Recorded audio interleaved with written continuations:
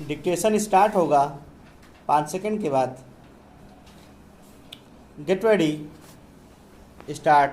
सामान्य धारणा यह है कि मूल कर्तव्य न्यायालयों के माध्यम से परिवृत्त नहीं कराए जा सकते हैं।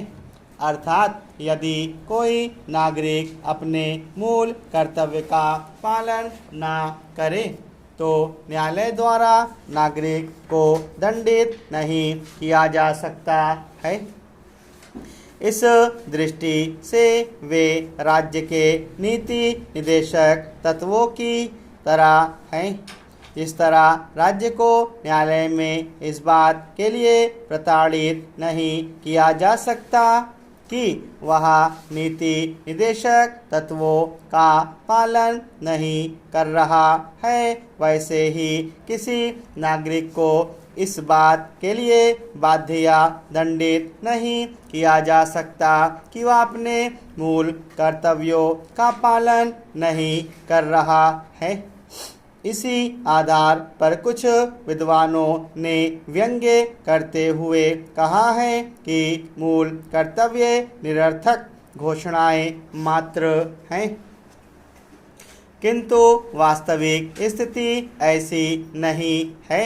यदि अनुच्छेद 37 तथा अनुच्छेद 51 का में तुलना करें तो साफ दिखाई देता है कि जहां अनुच्छेद 37 में नीति निदेशक तत्वों के अपरिवर्तनीय होने की बात साफ तौर पर कही गई है, वहीं अनुच्छेद 51 का में ऐसी कोई बात वर्णित नहीं है।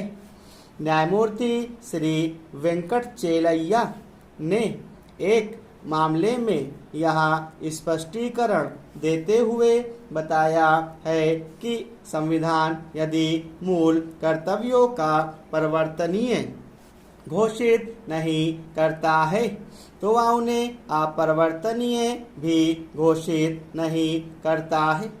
इसके अलावा न्यायालय ने कुछ मामलों में स्पष्ट किया है कि जिस तरह मूल अधिकार संविधान को समझने के लिए मूलभूत महत्व के हैं, वैसे ही मूल कर्तव्य भी।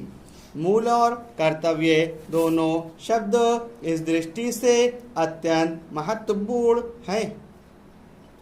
इसलिए जहाँ कहीं भी संविधान की व्याख्या करने का प्रश्न उपस्थित होगा, न्यायालय मूल कर्तव्यों को भी एक महत्वपूर्ण संदर्भ के रूप में प्रयुक्त करेंगे।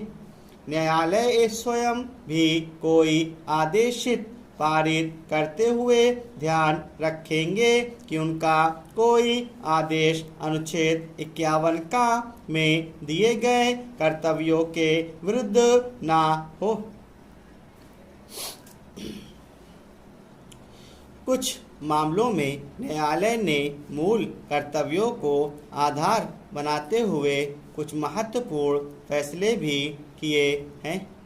इस संदर्भ में अनुच्छेद 51 का में दिया गया पर्यावरण की रक्षा से संबंधित मूल कर्तव्य सबसे महत्वपूर्ण है। न्यायालय ने अपने कुछ निर्णयों में स्पष्ट किया है कि पर्यावरण की रक्षा सिर्फ सरकार का दायित्व न होकर प्रत्येक व्यक्ति का दायित्व है और उसके अधिकारों पर इस दृष्टि से सीमाएं आरोपित की जा सकती हैं।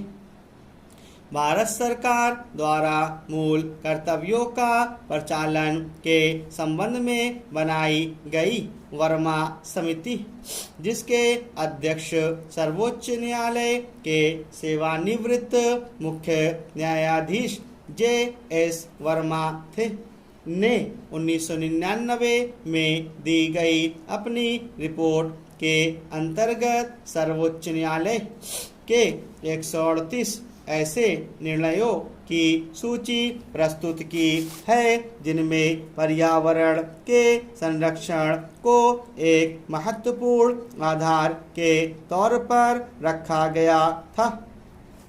अब तो वह संख्या और ज़्यादा बढ़ चुकी है।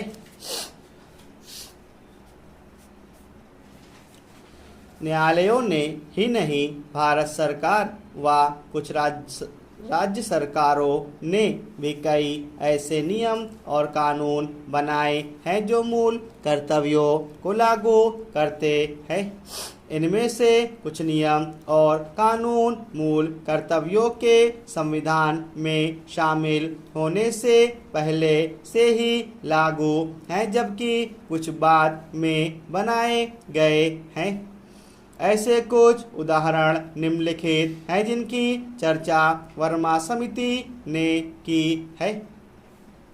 अनुच्छेद 51 का में राष्ट्रीय ध्वज के सम्मान की बात कही गई है, जिससे संबंधित निर्देश भारतीय ध्वज संहिता 2002 में शामिल हैं।